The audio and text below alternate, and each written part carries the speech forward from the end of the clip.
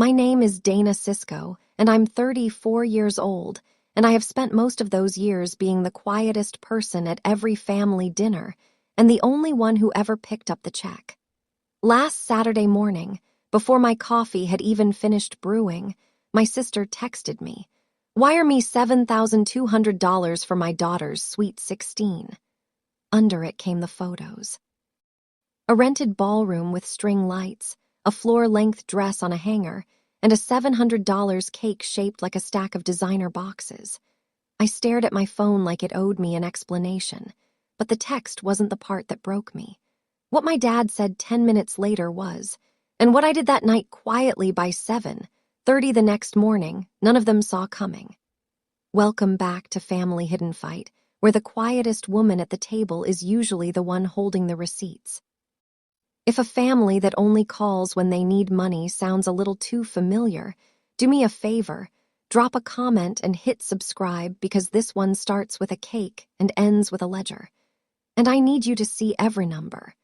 I read the message 3 times, and each time I read it the same way I read everything from the bottom up looking for the total. That's the thing about being an auditor. Other people see a party. I see a number that has to come from somewhere, and I always know exactly whose account it's coming from. My sister Tammy had sent the whole thing to the family group chat, not to me privately, which was its own kind of message. The venue photo had a caption, "Mia deserves this." Then the dress. Then the cake with a little heart emoji like the heart made the $700 softer. My mother replied within a minute, 3 clapping hands and gorgeous. My Aunt Denise sent a row of hearts. Nobody asked how it would be paid for because in my family that question has always had the same answer, and the answer has always been me. I set the phone face down on the counter and let the coffee finish. I told myself to breathe, to not do the thing I always do, which is start solving before I've even decided whether it's mine to solve. Because here's what the group chat didn't say out loud. This wasn't the first time a photo had shown up before a bill. It wasn't the 10th. Tammy doesn't send prices.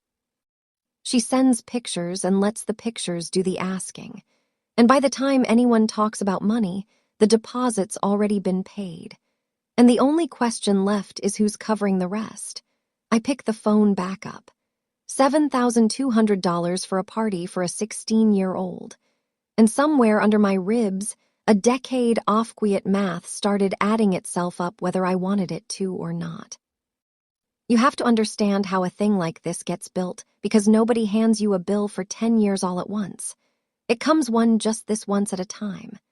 The first one I remember was Tammy's transmission when Mia was 6 and the car died in a grocery store lot in February.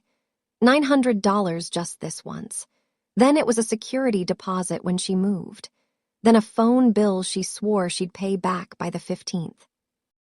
Then a credit card that had somehow climbed past 4,000 while she wasn't looking. Each one arrived the same way. Urgent, small enough to feel petty to refuse. Wrapped in the sentence, "You're the only one I can ask." And I was. I always was. I'd move the money before I let myself feel the pull of it leaving because feeling it would have meant admitting there was a pattern. And admitting there was a pattern would have meant I'd have to do something about it. So I didn't count. That was my whole strategy, if you can call it that. I kept the receipts in a folder I never opened. The way you keep a smoke detector you assume is working. Somewhere in those years, I'd started putting things in my own name, too. A layaway here, a hold there. Just so you don't lose the spot, Dana. You'll get it back. I never got it back, but I never asked for it either. And that silence was mine, not hers. I was the fixer. Being the fixer felt like being loved. And I had never once let myself wonder what would happen to me to what I was worth in that house if I ever stopped fixing. People assume I paid because I had it, and that's the easy answer. So let them. But it isn't the true one. The true one is smaller and worse. I paid because when I paid, I mattered. I grew up the older sister in a house where money was always tight and love was always loud. And somewhere along the way, I learned that the best way to be needed was to be useful. Tammy was the one people worried about. I was the one people relied on. Those are not the same thing, and the second one is lonelier than it looks. When you're the reliable one, nobody checks on you. They just check whether you're available. So I made myself available. I paid the deposits and I fronted the holds and I kept the folder closed because as long as I was the one holding everything up, I never had to find out whether they'd still want me around if I put it down. That was the deal I'd made without ever saying it out loud. And here is the thing I've learned the hard way. The sentence I'd carve into the folder if I ever opened it. Love that keeps a balance isn't love, but love that never checks the balance isn't safe. I'd spent a decade so afraid of the first half that I never once looked at the second. I told myself checking would be cold, counting would be cruel. Real families don't audit each other. And a family that had raised me to believe exactly that was about to send me a bill for $7,200 and call it a birthday. The timing is what nobody in my family knew because I hadn't told them, because telling them would have felt like bragging. And in my family, you don't get to be proud out loud unless it's about someone else. 2 weeks earlier, I'd finally started the paperwork on a condo, not a big one, a 2-bedroom on the east side of Columbus with a leak under the kitchen sink and a view of a parking lot. And to me, it was a cathedral. I'd been renting since I was 22. I'd been saving for the down payment since I was 26 in a separate account it didn't touch. The one account in my life with a lock on it. My loan officer had been very clear. Keep the reserves where they are. Don't take on new debt. Don't move large sums around before closing. In other words, don't do the exact thing my family had trained me to do on command. To them, I was the sister with the good job who was doing fine. Fine was a costume I'd worn so long they thought it was my skin. They didn't see the spreadsheet where every dollar had a name and a job. They didn't know that $7, $200 wasn't a favor I could absorb. It was the difference between signing in March and starting over. It would come straight out of the one account that was supposed to be the first thing in my whole life that was only mine. And that, I think, is the part that finally turned the key, not the cake, not even the number. The fact that they were reaching without knowing it for the exact drawer I'd spent 8 years learning to keep shut. So, I called Tammy and I kept my voice easy because I've learned that the calmer I sound, the more room people give themselves to say the true thing. I asked her, just curious, what the real budget was, not to argue. I said that twice just to see the whole picture. There was a pause, the kind she does when she's deciding how much of a thing to hand you. Why does it matter? She said. Family takes care of family, Dana. That's just what we do. And there it was. The whole religion of my house in one sentence, delivered so gently, it almost sounded like wisdom. Family takes care of family. It never means all of us take care of all of us. It means the ones who can carry the ones who won't.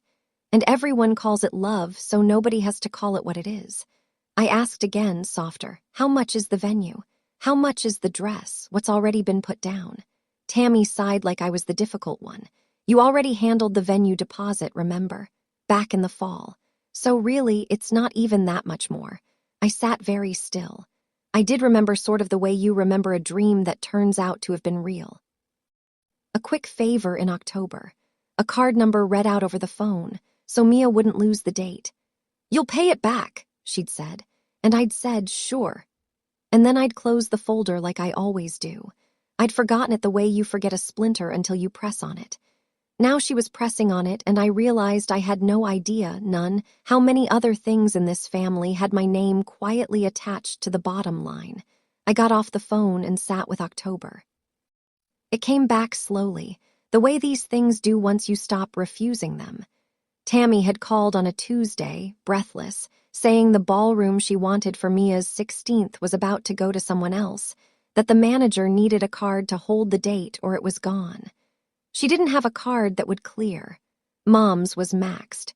Dad's was a joke. And I was the one they called because I'm always the one they call. And I'd read my number off the back of my own card in the middle of a workday because the alternative was being the reason my niece didn't get her party. It hadn't felt like a decision. It had felt like reflexes. That's how they get you. Not with a con, but with a moment so small and so urgent that saying no would make you the villain of a story you didn't even know you were in. I hadn't asked what the deposit was. I found out now, scrolling back through statements with a cold professional dread I usually reserve for other people's books. 1,500 on dollars my card under my name for a room I would never dance in. And if a $1,500 hold had slipped past me because it wore the costume of a favor, then what else had deposits? How many little strings tied to the bottom of my accounts while I kept my folder shut and my mouth shut and told myself that not looking was the same thing as generosity. I opened my laptop. I did not open the folder. Not yet. But I looked at it sitting there on the shelf for the first time in years. Before you decide my father is a simpleman, let me tell you the thing I saw 2 Christmases ago, because it changed how I hear his voice even now. I'd gone into the den to find a phone charger, and I found him instead at the little desk under the window with his reading glasses down his nose and a credit card statement in his hand that wasn't his. It was Tammy's. He was writing a check against it from the pension account that was supposed to last him and Mom the rest of their lives. And he did it the way a man pays a ransom. Quickly, quietly, hoping nobody walks in. He looked up and saw me, and neither of us said a word. He just slid the statement under a magazine, and I backed out, and we have never once spoken about it. My father, who preaches that family takes care of family, has been drowning in the same water he keeps pushing the rest of us into. He wasn't the author of the rule. He was its oldest and most faithful servant. He'd been raised in a house even poorer than the one he raised us in, where the only way anyone said I love you was by handing over money they couldn't spare. And he'd carried that language into every year of his life like it was the only one he spoke. He is not cruel. He is afraid. He believes all the way down that the day the checks stop is the day his children stop coming home. And knowing that made what he said to me 10 minutes after the cake text land even harder, because it came from a man who was already sinking, reaching for me to hold him up. That Saturday afternoon, I decided that this time would be different. And I want to be honest about how small that decision felt. It wasn't a lightning bolt. It was a woman at a kitchen counter telling herself for maybe the 40th time that she was finally going to ask the hard question out loud. I'd made this decision before. I'd made it after the transmission, and after the security deposit, and after the phone bill.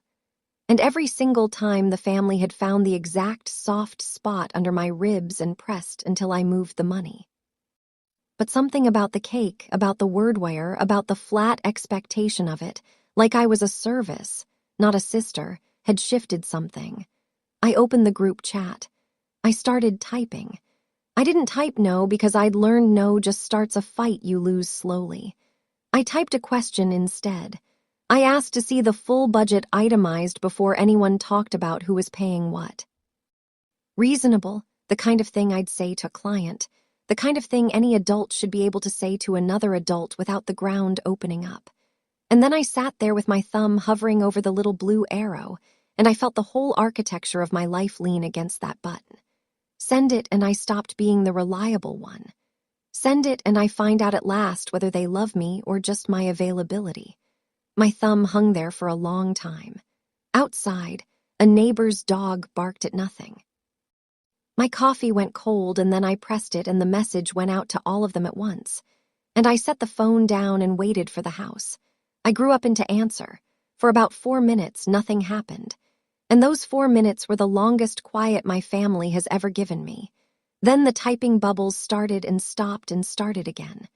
3 people composing at once, which in a group chat is the equivalent of a room going still. My Aunt Denise got there first. Since when do we make each other fill out forms, Dana? Then my cousin, who I hadn't heard from since he needed a cosigner. Wow, it's your niece.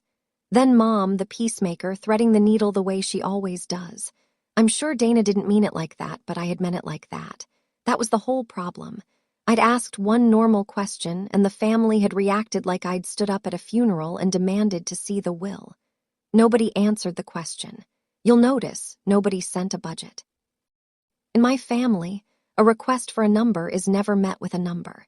It's met with a feeling aimed directly at your conscience, because the entire system depends on you never actually being allowed to look at the math. Family helps family. Don't make it weird. It's your niece. Each message was another hand on my back guiding me gently toward my checkbook, and every one of them believed sincerely that they were the ones being reasonable and I was the one being cold. That's what I finally understood. Watching those bubbles bloom, they weren't lying to me. They'd been raised on the same rule I had, and to them, I wasn't asking a fair question. I was breaking a sacred one. I put the phone in a drawer, went for a walk I don't remember taking, and came back to 11 new messages and one from a number that made my stomach drop. The venue. I'll get to the venue's message in a minute because first Tammy escalated, and I need you to see how she did it since it's the most honest thing about her. She didn't argue budgets. She went straight for the softest target in the room. A photo landed in the chat. Mia standing in a fitting room mirror in that floor-length dress, one hand on her hip, trying to look happy for the camera and not quite managing it, under it. Guess I'll tell her the party's off because her aunt wants a spreadsheet. She'll understand. She'll understand. A phrase designed to make me the woman who made a 16-year-old cry, and it worked the way it always works. My chest went tight. My thumb went reaching, and for one full second I was ready to send the money just to make the picture stop existing. That's the machinery of it. Tammy doesn't come at you with anger. She comes at you with a child. Because a child is the one thing I have never in my life been able to say no to, and she knows it, and she has always known it. But somewhere in that tight-chested second, the auditor in me did what she's trained to do, which is refuse to sign anything just because someone's rushing me. I looked at the picture again, not at the dress, at Mia's face. And Mia, my smart, watchful niece, did not look like a girl afraid of losing a party. She looked like a girl afraid of what the party was doing to the grown-ups around her. That was the first crack in the story I'd been told. And it was the moment I stopped asking whether I could afford the party and started asking who this party was actually for. I drove out to Millage the next morning to see my mother because I thought if anyone would stand with me, it was her. And I want you to understand I really believed that right up until the moment I found out otherwise. Millage is about 40 minutes from my apartment, a small town with one good diner and a lot of empty storefronts. The kind of place where everybody knows whose kids turned out fine. My parents still live in the house I grew up in. I let myself in and Mom was at the sink, and before I'd even sat down, she said without turning around, "I saw the chat. I told her I wasn't trying to hurt anyone. I just couldn't keep doing this. And this one was bigger than she knew, and I needed her in my corner." She dried her hands very slowly. "You've always been the strong one, Dana," she said, and I braced. Because in my family, the strong gun is never a compliment. It's an assignment. You have more than your sister. You always have. Would it kill you to smooth it over? Just this once. Just this once. Even Mom, even the peacemaker, had a checkbook where her spine should have been. And I understood in that kitchen that peace in this family has only ever meant Dana pays. She wasn't cruel about it. She looked tired and a little scared, and she believed she was asking me to be generous. But she was asking me to hand over the down payment on my whole future reso. She wouldn't have to sit in a room where her daughters disagreed about money. I left before I said something I couldn't take back, and I drove home understanding that whatever I did next, I was going to do it alone. Mia was sitting on the porch steps when I came out, waiting for me, which she wouldn't have done if she just wanted a ride somewhere. She's 15 and 11-12 THS, all elbows and eyeliner and a watchfulness that reminds me painfully of myself at that age. I sat down next to her on the cold concrete. For a while, neither of us said anything. Then she said, not looking at me, "You don't have to pay for it, Aunt Dana." I asked her what she meant. She picked at the hem of her sleeve. "The party. I know it's a lot. I heard Mom on the phone. She told me she didn't even want the ballroom. She wanted a bunch of her friends and a backyard and the string lights, maybe, but not the 400-person guest list her mother had built out of aunts and cousins and Mom's coworkers, none of whom Mia had ever met. "It's not really for me," she said, and she said it flatly. The way you say a thing you've known for a while and finally stopped hopping wasn't true. My niece had figured out at 15 what it took me 34 years and a folder full of receipts to name. The party wasn't about her birthday. It was about my sister needing to prove to a family that measures love in money, that she loved her daughter the most. And Mia was going to be the excuse for a bill she never asked for. I put my arm around her and she let me, which she almost never does anymore. And sitting on those cold steps, I made a different decision than the one I'd driven out with. I wasn't going to protect the party. I was going to protect the kid. And those I was starting to understand were two very different things. That night, I couldn't sleep. So I did the thing I'd been avoiding for 10 years. I took the folder off the shelf. If your phone only ever lights up when someone needs a check, you already know exactly what this feeling is. That particular dread of finally adding up a thing you've spent years making sure you never had to look at. Tell me in the comments, have you ever been the one who always pays? And then stay with me because subscribing is how you find out what the total turned out to be. The folder was thick. Bank statements, screenshots, a few handwritten I owe us from years back when Tammy still bothered to pretend. I made coffee at midnight like a much younger woman, and I opened a fresh spreadsheet because a folder is a feeling but a spreadsheet is a fact. And I was done having feelings about this.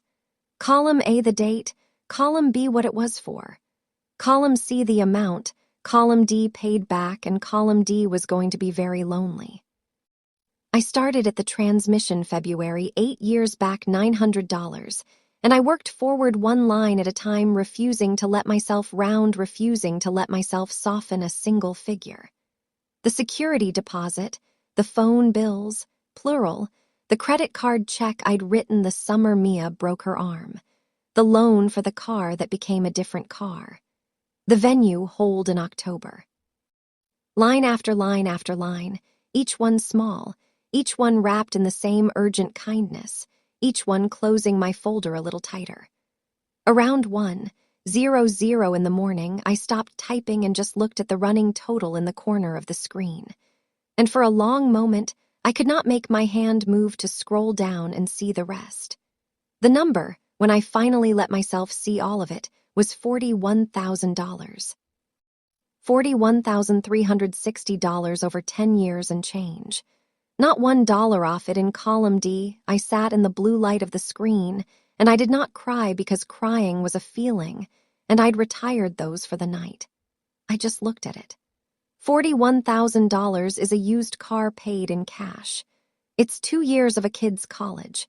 It's most of a down payment on a 2-bedroom with a leak under the sink. I had given my family a house I would never live in, one $900 emergency at a time. And I had done it so quietly that they had genuinely come to believe the money simply appeared. The way rain appears, the way I appeared whenever they called. And here is what the ledger taught me that no amount of feeling ever had. I had not been helping them. Helping has an end. Helping makes someone stronger and then steps back. What I'd been doing had no end built into it because I'd never wanted it to end. An ending would have meant finding out who I was to these people when I wasn't paying. I'd been funding a way of life and calling it love, and they'd been accepting it and calling it the same thing.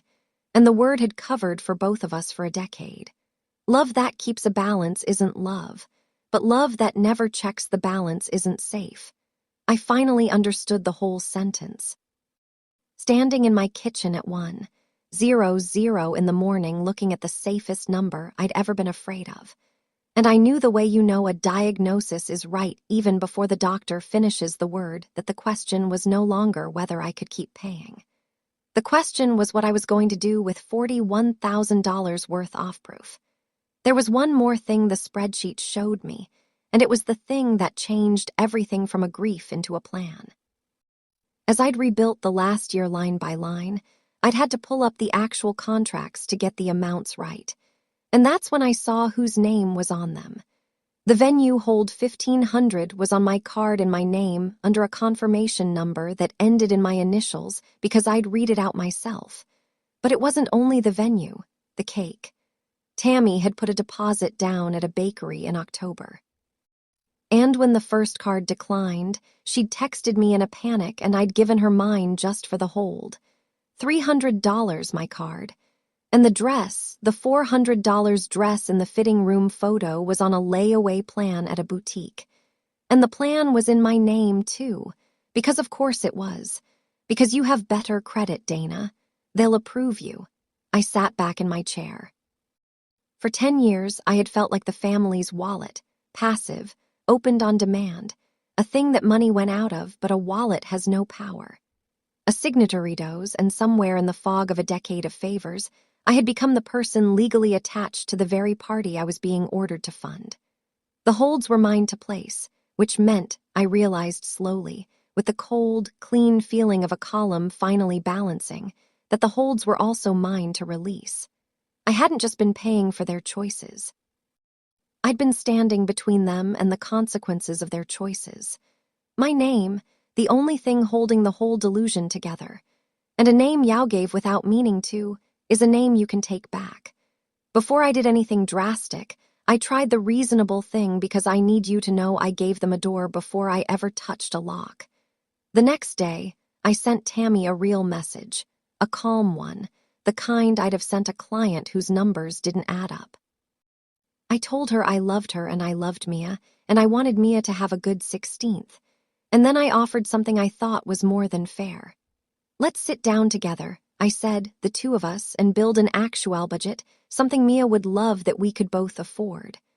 I'll contribute a set amount, a real named number out in the open, and we plan the rest honestly on paper. No more surprise deposits, no more holds that turn into whole parties. Just two sisters and a spreadsheet deciding together. I read it over twice before I sent it, and I remember feeling almost hopeful because it was the most honest thing I'd said to my sister in years. It wasn't a no. It was a different kind of yes, the kind with edges, the kind that could actually hold weight. I offered to be generous on purpose instead of by ambush.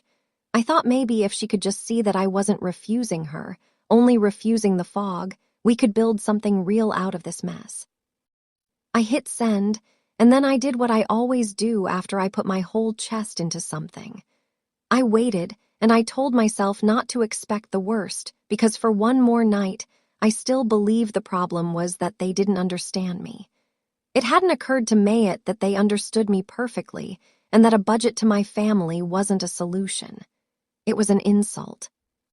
Tammy called me instead of texting, which she only does when she wants me to hear her voice break, and her voice broke right on schedule, so that's it. She said, "I'm a line item now, your own sister." I told her that wasn't what I'd said. I'd said the opposite. I'd said, "Let's plan it together." "Ooh, together," she repeated like the word tasted bad. "You want a meeting? You want me to justify my daughter's birthday to you like I'm applying for a loan?" And there it was. The whole difference between us laid bare on a phone line. To me, a budget was respect. It meant I took her seriously enough to plan with her. To her, a budget was an accusation, proof that I saw the family the way I saw my clients, as columns to be balanced instead of people to be loved. Real families don't do this, she said, and she was crying now. Actually crying, not performed kind. Real families don't count. I didn't argue. There wasn't anything to argue. She meant it all the way down. She had been raised, same as me, in a house where counting was the coldest thing a person could do, and where the highest form of love was to give until it hurt and never ever look at the bill. I had spent 10 years being the exception that proved her rule, the one who gave and never counted. And now I'd picked up a pencil, and to her that pencil was a betrayal bigger than any amount of money. She hung up before I could answer, and I sat there realizing that the reasonable door I'd opened had just closed from her side, and that there was no version of this where I stayed the good sister. There was only the version where I stayed the family's wallet, or the version where I finally stopped. Then the vendors started calling me, and that's when the trap fully closed because it turned out the fog had a deadline. The venue emailed first a friendly professional note reminding Ms. Cisco that the balance of the ballroom rental was due in full within 72 hours to secure the date, and that the card on file would be charged automatically if payment wasn't arranged. The card on file, my card. Then the bakery texted about the cake balance. Then the boutique about the final layaway installment on the dress. Every single one of them was addressed to me because every single one of them was my account, and none of them knew or cared that the party they were billing me for was a fight I was losing with my own family. Some of you are shouting at your screen right now. Don't pay it. Hang up. Block them all. Stay with me because it's not that simple. And what my father said next is the whole reason I finally stopped. If I did nothing, the charges would hit my card in 3 days, straight into the credit line I needed clean for my closing, and the party I never agreed to would become real on my dime, whether I liked it or not. That was the genius of how these things get built, though nobody builds them on purpose. By the time I understood the shape of the trap, I was already standing inside it, holding the only key. I could pay and lose the condo and buy myself another decade of being the wallet. Or I could use the one power a signator has that a wallet never will. My phone buzzed in my hand while I was still staring at the venue's email. The screen said, "Dad," and I knew before I even answered that he was calling to close the door I just found.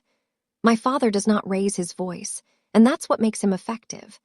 Because a man who never yells makes you feel like you're the one being unreasonable simply for having a pulse. "Dana," he said, warm, tired, the voice he uses to end things. This has gone far enough. He didn't ask my side. He didn't mention the budget I'd offered, which meant Tammy had told him her version and he'd accepted it whole the way he always accepts her version because her version never asks anything of him except money. And money, he understands. He explained the family to me like I was a child who'd forgotten the rules. I was the oldest. I had the good job. This was what the strong ones did. They carried. They smoothed. They made the birthday happen. "Your sister struggles," he said. "You don't. That's not her fault and it's not yours. But it means something being the one who can." I stayed quiet. I've learned that silence makes people say the truest version of what they came to say. And after a moment into that silence, my father said the thing I will hear for the rest of my life. His voice didn't even harden. That's the part I can't forget. He said it gently like it was obvious, like it was love.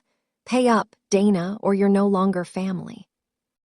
Pay up or you're no longer family. There it was, finally out loud. The price of my membership itemized at last by the man who taught me the currency. Not will be hurt, not will be disappointed, gone, cast out the whole thing. I'd been paying $41,000 over 10 years to avoid, named as the penalty for stopping. I didn't argue. I didn't cry. I said, "Okay, Dad," in a voice so steady it surprised us both. And I hung up and I set the phone on the table and I sat with the cleanest feeling I'd had in years because he'd just told me exactly what my money had been buying. And now I knew the price and I'd finally decided it was too high. After a sentence like that, most people fall apart. And I want to tell you I did because it would make me more relatable. But I didn't. I did the thing I do at work when a number comes and that changed the whole audit. I got very, very calm. It's a strange gift. The auditor's calm. When everything is loud, I get quiet and I separate the feeling from the figure and I look at what's actually true underneath the noise. So I sat at my table and I did that feeling. My father just threatened to erase me figure. I had a decision to make in 3 days and I was the only one who could make it. I let the feeling sit in one chair and I pulled the figure into the other and I looked straight at it. If I paid the $7,200, here's what I would actually be buying. Not a party, not Mia's happiness. Mia had told me herself she didn't want it. I'd be buying another decade of exactly this. Another 10 years of favors that never got a column D, another folder that never got opened. Another late-night spreadsheet somewhere down the line with a number even bigger and lonelier than $41,000. My father hadn't threatened me. He'd made me an offer. And he'd made the terms unusually clear. Keep paying. Stay family. And for the first time in my life, I let myself finish the thought he'd started. What kind of family charges admission? What kind of membership can only be renewed in cash? I'd spent 34 years so afraid of being cast out that I'd never once asked what I was actually inside of. And sitting there, calm as a balanced book, I finally asked it. And I did not like the answer. But calm is not the same as brave. And I need to be honest about the wall I hit next because it's the real one, the one under all the money. Once I let myself imagine actually stopping, Not paying, not smoothing, not fixing. A question came up from somewhere very old and very deep. And it wasn't about the condo at all. It was, who am I to them if I don't pay? For 10 years, being the one who covered things had been my whole location in the family. It was how I knew where I stood at holidays, why I got the seat at the head of the table, what made my mother call me the strong one, and my father trust me with that truth about his pension. Take away the paying, and I honestly did not know what was left. Would they still call? Would there still be a chair? Or was I, underneath all my competence, just afraid of the same thing Tammy was afraid of being unloved, and had simply chosen a more respectable way to buy my way out of it? That was the hardest thing I saw that week, harder than $41,000, harder than my father's sentence. I saw that my silent generosity hadn't been the opposite of Tammy's neediness. It had been the same wound wearing a nicer coat. She got love by taking. I got it by giving. Neither one of us had ever once believed we could just be loved plainly for nothing without a transaction attached. And the only way I was ever going to find out whether these people wanted me, and not just my money, was to take the money off the table and see who was still standing there. It was the most terrifying audit I'd ever run, and the only account being examined was me. So I went back to the one place I actually trust, which is the fine print, and I read every contract line by line, the way I should have read them the day I signed. The venue agreement was clear. The holding deposit secured the date, and the balance was due 72 hours before the event, or upon written demand, whichever came first, and the vendor could cancel with forfeit of the deposit if the balance wasn't paid. In plain English, I could still cancel. The date was held by my card, which meant the reservation lived or died by my authorization, and if I called before that balance posted, I could release it. I'd lose the $1,500 deposit I'd already sunk in October. That money was gone either way, but I would stop the rest of the venue balance from ever leaving my account. The cake was the same. Deposit forfeited, balanceable. The dress layaway. I could simply stop, forfeiting what I'd put down and owing nothing more. Add it all up, and the holds in my name came to right around the $7,200 my sister had ordered me toyer. I'd just be the one deciding it stayed in my account instead of hers. There was one catch, and it's the reason I couldn't just sleep on it like a sensible person. The venue's 72-hour clock was already running, and their email said the balance would auto-charge the card on file when it expired. If I waited even one more day to think about it, the decision would be made for me by a billing system that didn't care about my family at all. This was the part outside my control. Not whether I could act, but how little time I had to. I could stop this, but only tonight. Not tomorrow, not after one more conversation. Not after one more attempt to be understood. Tonight or the party became mine forever. I set the contract down. I looked at the clock. It was almost 11, and I picked up the phone. Before I dialed, I made myself sit with the real cost because I'm not reckless. And this was going to cost me something no spreadsheet could show. It wasn't the deposit. I'd already made peace with losing that. It was this. The moment I canceled these holds, the secret was over. Everyone would find out that the venue, the cake, the dress had all been on my card the whole time. That quiet, invisible martyr Dana had been the one bankrolling it from behind the curtain. The mask would come off. Not the mask of the villain, the mask of the saint. For 10 years, I'd hidden how much I paid. And I'd told myself I hid it out of humility. But that wasn't the whole truth. I hid it because being the secret benefactor let me feel superior and safe at the same time. I got to be needed without ever being seen, generous without ever being vulnerable. Canceling meant stepping out from behind that. It meant standing in the kitchen tomorrow and letting them look at me, not as the mysterious source of money, but as a person with limits, a person who could be hurt. A person who had been quietly bleeding out for a decade and was finally visibly saying enough. That was the price, not $1,500 being seen. And I understood, holding the phone, that this was the exact thing I'd spent my whole life paying to avoid, that the folder had stayed closed all those years for the same reason, because an open folder is a visible one, and a visible woman can be judged. But she can also finally be known. I'd never once let anyone in my family know me. I'd only ever let them use me, and it was time at last to find out which one they'd actually wanted.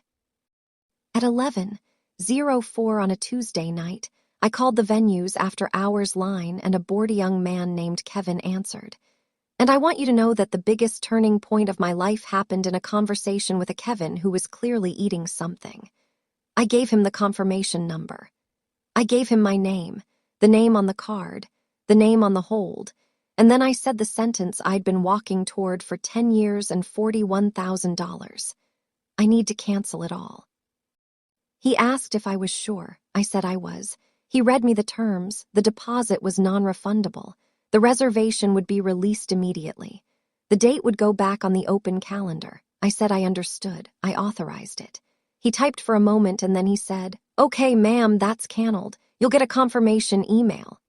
And he went back to his sandwich, and just like that, the ballroom was gone. I called the bakery's line and left a message canceling the cake. I logged into the boutique account and stopped the layaway.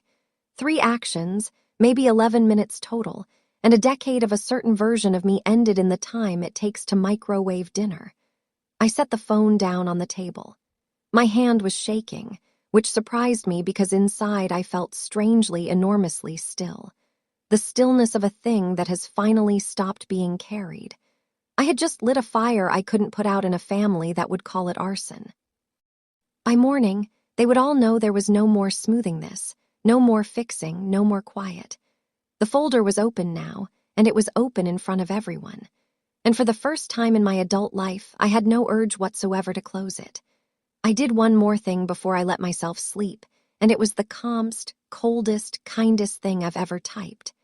I opened the family group chat, the same one where the cake had arrived 2 days before, and I wrote them a single-level message. I told them that the holds I had placed, the venue, the cake, the dress, I had canceled tonight because they were in my name and I could no longer keep them there. I told them I loved Mia and I was not going to explain myself over text. And I said I'd be at Dad and Mom's house at 7 the next morning. And if they wanted to talk to me about any of it, that's where I would be. Then I printed the spreadsheet, all of it, every line, 10 years, 41,360. Column D as the day I'd built it.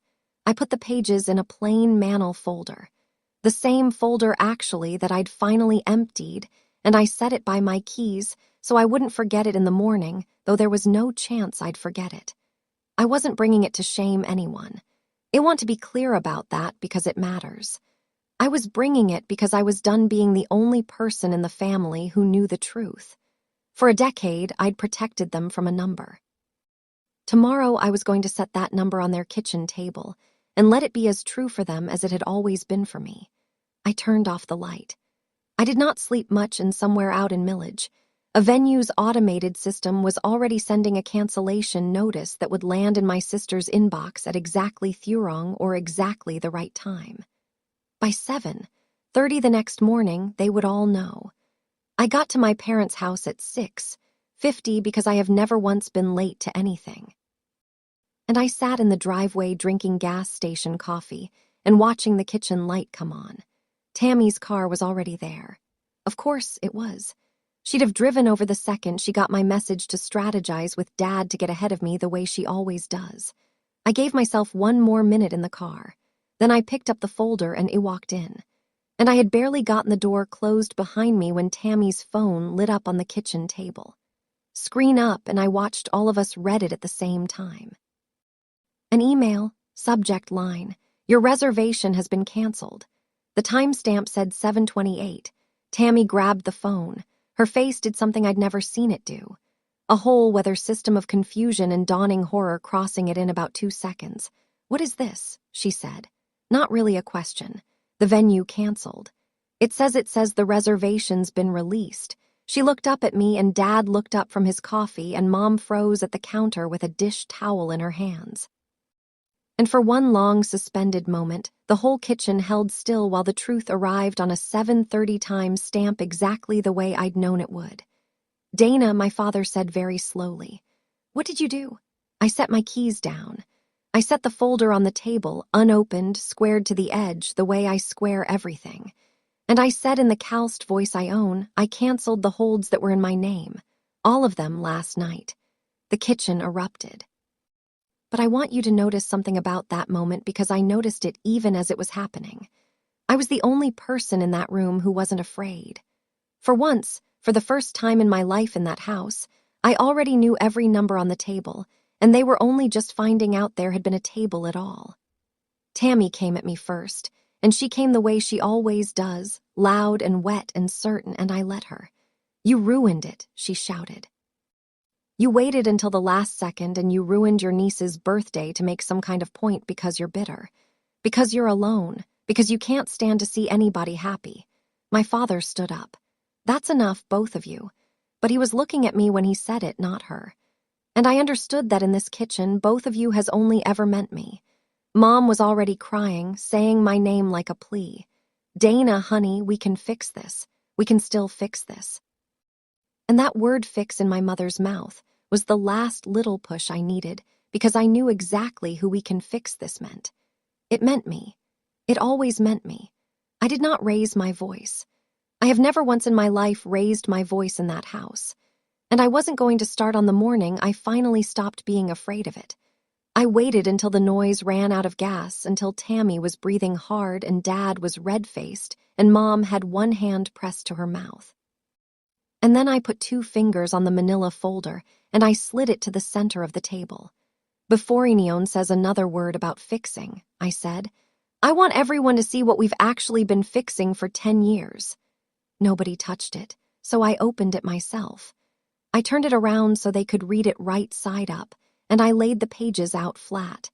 10 years of my family's love rendered in a currency they'd sworn we never counted in. Love that keeps a balance isn't love, I'd told myself for years. But love that never checks the balance isn't safe. I'd finally checked, and here was the number that had been hiding inside the word this whole time. $41,360. $1 empty column D and 4 faces going pale in a kitchen that had spent a decade insisting we were the kind of family that didn't keep score. Here is the part where I could have won and lost the whole war in a single sentence. And I want you to understand, I felt both roads open in front of me at once. I could have closed the folder. I could have said I was sorry, that I'd overreacted, that I'd cover the $7,201 last time and we'd forget this ever happened.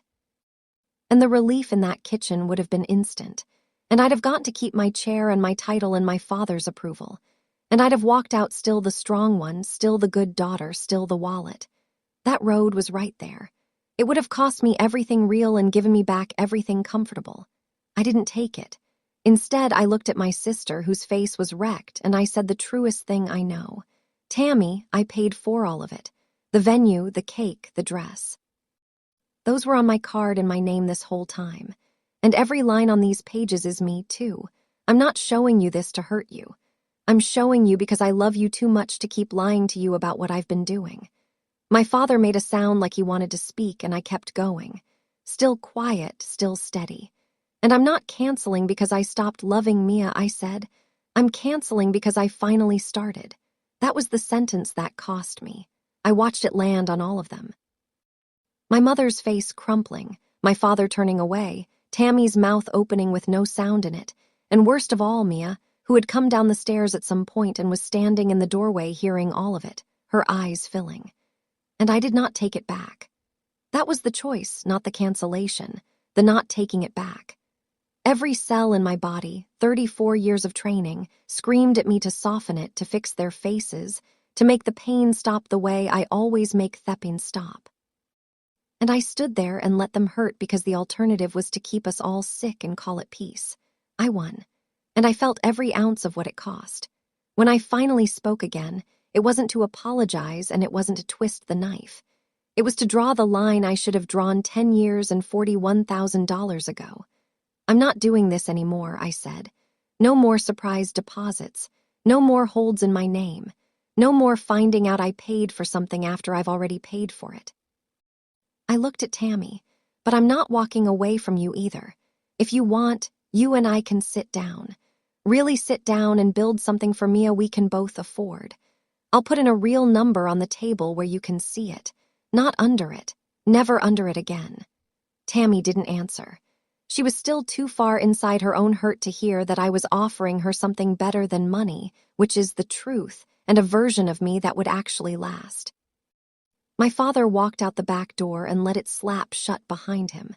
And I let him go because I finally understood he wasn't storming off in anger so much as fleeing something that scared him.